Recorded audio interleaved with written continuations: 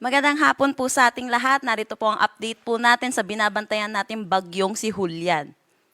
So ngayon, ito pa rin ay isang typhoon category at ito'y naglandfall na kaninang 1 p.m. dito sa May, Taiwan. Ito'y huling namataan sa line 255 km northwest ng Itbayat, Batanes. May lakas na hangin na 120 km per hour at pagbugso na umaabot na 200 km per hour. Ito'y kumikilos ng east-northeastward sa bilis na 10 km per hour.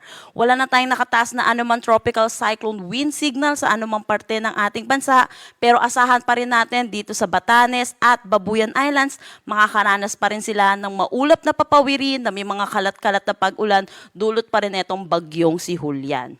Samantala, asahan naman natin yung trough or yung extension netong bagyong si Julian ay magdadala din ng maulap na papawirin na may mga kalat-kalat na pag-ulan dito sa may Ilocos Region, Apayao, Abra, pati na rin sa may mainland Cagayan.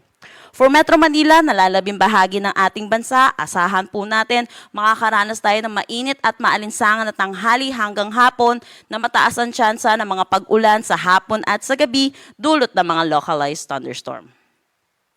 So makikita po natin yung forecast track po natin, by 24 hours ay isa na lang ganap na low pressure area, itong si Bagyong Julian. Dulot po ito ng patuloy na interaction niya sa kalupaan ng Taiwan.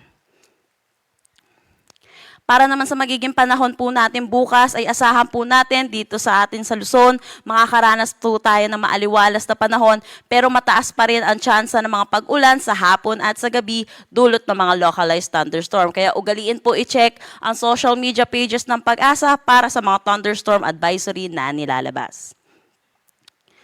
Para naman dito po, kung makikita po natin dito, makakaranas ng maulap na papawirin na may mga kalat-kalat na pag-ulan. Dito sa may Davao, dulot naman ng easterlies or yung mainit at maalinsangan na hangin na nagagaling sa dagat Pasipiko. Pero para sa Palawan, Visayas at nalalabing bahagi ng Mindanao, asahan po natin ang maaliwalas na panahon. Para sa karagdagang impormasyon, bisitahin ang aming mga social media pages at ang aming website pag-asa.dost.gov.ph.